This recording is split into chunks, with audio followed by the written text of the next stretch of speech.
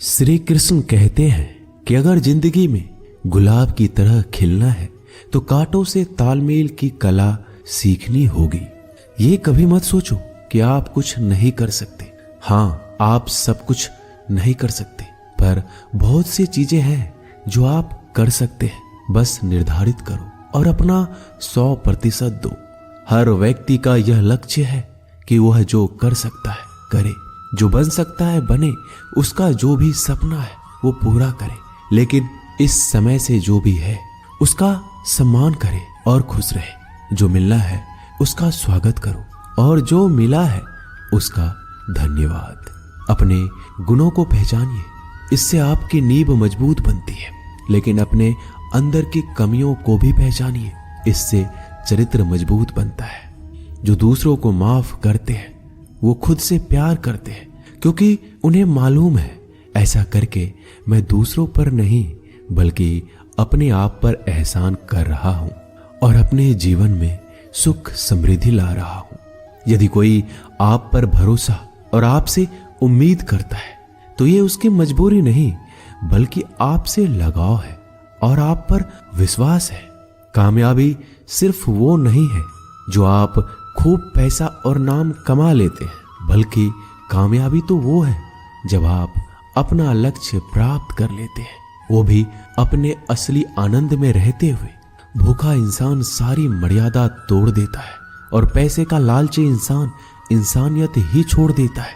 श्री कृष्ण कहते हैं कि कभी भी खुद को कम मत समझो। आपको भी उसी ईश्वर ने बनाया है जिसने दूसरों को। आप किसी से सलाह ले सकते हैं, पर आगे बढ़ने और अपनी मंजिल पाने के लिए मेहनत तो खुद करनी होगी। हाँ, मंजिल पाने के लिए आपको मेहनत और जोश की जरूरत होती है, पर बुद्धिमानी से और सोच विचार कर आगे बढ़े। जो जल्दीबाजी करते हैं वो गिर जाते हैं।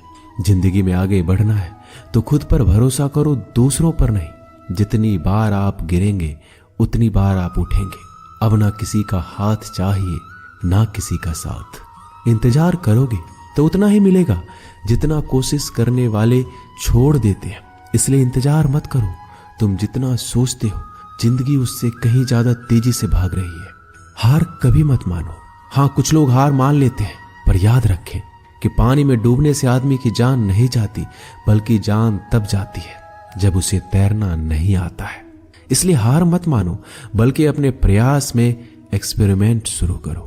असफलता का मतलब ये नहीं है कि आप जिंदगी में हार चुके हैं, बल्कि असफलता का साफ मतलब है कि आपको इसमें सुधार और संशोधन की जरूरत है। देखो, समझो और सोचो और फिर कोशिश करो जब तक सफल नहीं हो जाते। रिश्ते मुट्ठी में रेत के समान होते हैं।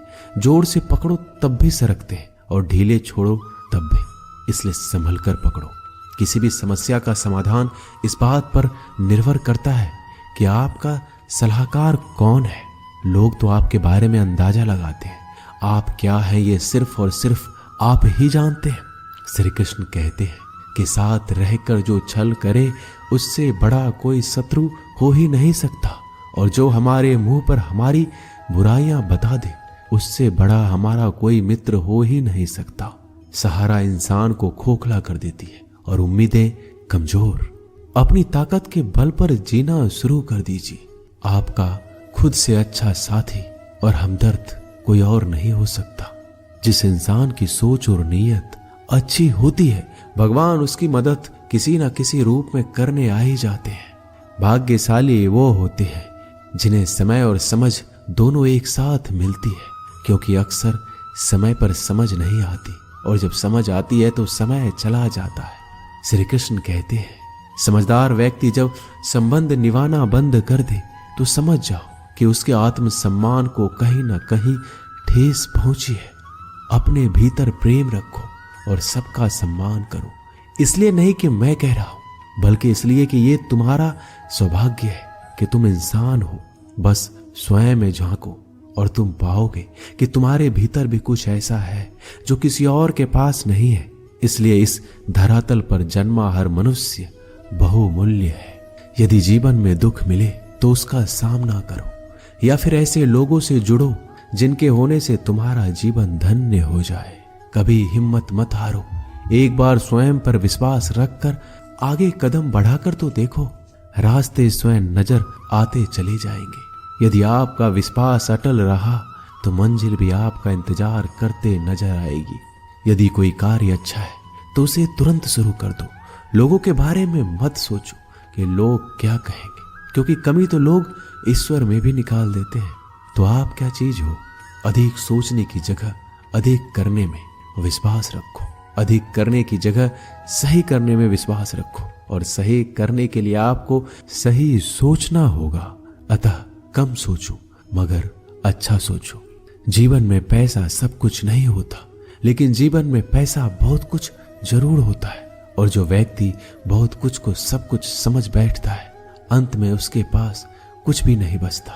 समय का उपयोग करके बहुत सा धन कमाया जा सकता है, लेकिन धन का उपयोग करके एक पल भी नहीं बढ़ाया जा सकता। अतः समय का सही उपयोग करना सीखो। लोहे को कोई नष्ट नहीं कर सकता, लेकिन लोहे पर लगी जंग उसे धीरे धीरे नष्ट कर देती है। इसी प्रकार कोई आपको हरा नहीं सकता, लेकिन आपकी गलत सोच आपको धीरे धीरे हार के द्वार पर खड़ा कर देगी। इसलिए अच्छा सोचो और जीत जाओ। जीवन में उछलो तो ऐसे कि सारे आसमान को छू लो। जीवन की गहराई में ऐसे डूबो कि उसके सभी चमकते मोती खोज निकालो। फैलो तो ऐसे कि पूरी कायनात में समा जाओ, और सुकड़ो तो ऐसे कि हर किसी के दिल में समा जाओ। अच्छा सोचोगे तो अच्छा वापस आएगा, बुरा सोचोगे तो बुरा वापस आएगा। मीठा बोलोगे तो मीठी बोली ही दूसरों से सुनोगे, कड़वा बोलोगे तो खरी खोटी ही सुनोगे, क्योंकि हम जो देते हैं वही हमें वापस मिलता है। एक निश्चित लक्ष्य को लेकर सही राह पर चलना जीवन यात्रा कहलाता है, और बिना लक्ष्य को लिए हुए किसी भी रास्ते पर चलना जीवन का भटकाव कहलाता है। इसलिए कम से कम एक लक्ष्य आपके पास हमेशा होना चाहिए। श्री कृष्ण कहते हैं, किसी भी कार्य में जल्दीबाजी मत करो। जल्दीबाजी आपको भटकाव की ओर ले जाएगी। भटकने से अच्छा है कि थोड़ा रुको, समझो और फिर चलो। आपका दिमाग एक भट्टी की तरह है जो हर समय आपके अनंत विचारों की ऊर्जा से गर्म रहता है। अब यह आप पर निर्भर करता है कि आप इस ऊर्जा का उपयोग किस तरह करते हो। लोग कहते हैं कि हमेशा व्यस्त रहो। अच्छी बात है, लेकिन व्यस्त रहना ही काफी नहीं है। महत्वपूर्ण यह है कि आप कब और किस कार्य में व्यस्त हो। यदि आप चाहते हो कि लोग आपको पहचाने तो अधिक से अधिक लोगों से अपनी पहचान बढ़ाओ। यदि आप चाहते हो कि लोग आपकी बात माने तो लोगों के दिलों में जगह बनाओ। और यदि आप चाहते हो कि लोग आपको हमेशा याद रखें तो कलम उठाओ और कुछ नए विचार लोगों को दो। अगर आप अच्छे कार्य करते हो तो दूसरों के सामने अपनी तारीफ कभी मत करो, क्योंकि यदि आपके कार्य वास्तव में अच्छे हैं तो आपके अच्छे कार्य ही सबको बता देंगे कि आप कैसे हो। सफल लोग खुद अपने बारे में नहीं बोलते, बल्कि उनके कार्य उनके बारे में बोलते हैं। अपना मुंह खोलने से पहले अपना दिमाग खोल लेना बहुत जरूरी है। अर्थात जब भी आप जहां भी बोले, पहले खुले दिमाग से सोचे कि इसका परिणाम क्या होगा। यदि परिणाम अच्छा हुआ तो तुरंत बोल दें। यदि आप असंभव को संभव बनाना चाहते हैं तो असंभव को पाने के लिए आपको कुछ ऐसा करना होगा जो अकल्पनीय हो। यदि आप ऐसा कर सकते हैं तो आगे बढ़कर नया और अब तक जो सोचा ना गया हो ऐसा कुछ कीजिए। आज दुनिया को एक ऐसे इंसान की जरूरत है जो इस दुनिया को बदल सके। आप भी ऐसा कर सकते हैं। यदि आप खुद को इस योग्य नहीं समझते तो जरा सोचिए, अगर आप नहीं तो कौन, अगर अभी नहीं तो कब। जो भी हो आप भी इसे कर सकते हो। अभी शुरू हो जाओ। जो भी कार्य शुरू करो सोच कर शुरू करो। यदि शुरुआत कर दो तो बीच में उस कार्य को किसी भी वजह से मत रोको, क्योंकि जब आप पीछे जाकर किसी दूसरे कार्य को शुरू करके फिर वहीं पहुंचते हैं जहां आपने पहले वाला कार्य छोड़ा था, तो जरा सोचिए, इससे कम मेहनत और इससे कम समय में आप पहले कार्य को पूरा कर सकते थे। यदि आपसे पहले कोई और सफल हो जाता है तो घबराना मत, क्योंकि आप भी जानते हो कि घर बनाने से ज्यादा समय बंगला बनाने में लगता है। श्री कृष्ण कहते हैं, जब आप हार से मिली सीख को अहमियत समझ लेंगे तो आपका जीवन बदल जाएगा। जिस प्रकार एक वातावरण में केवल एक ही तरह के पेड़ पौधे उगते हैं, उसी प्रकार आप भी अपने वातावरण के ही एक अंश हैं। यदि आप अपने आप को बदलना चाहते हैं तो सर्वप्रथम अपने वातावरण को बदलिए। आप एक ही गलती को रोज दोहराकर अपने परिणाम और अपने जीवन को नहीं बदल सकते हैं। अपने लक्ष्य को बार बार बदलने से कुछ नहीं होगा। अगर बदलाव चाहते हो तो अपनी कोशिश करने के तरीके में बदलाव लाना होगा। परिवर्तन प्रकृति का नियम है, इसे स्वीकार करें एवं इस परिवर्तित जीवन का आनंद लेना प्रारंभ करें। श्री कृष्ण कहते हैं कि आप किसी भी चीज को लेकर चिंता करना छोड़ दीजिए, क्योंकि हमारी चिंता कोई और कर रहा है। इसलिए आप चिंता छोड़ उस काम पर पूरा फोकस लगा दीजिए जिससे आप अपने जीवन को बेहतर बनाने के लिए करना चाहते हैं।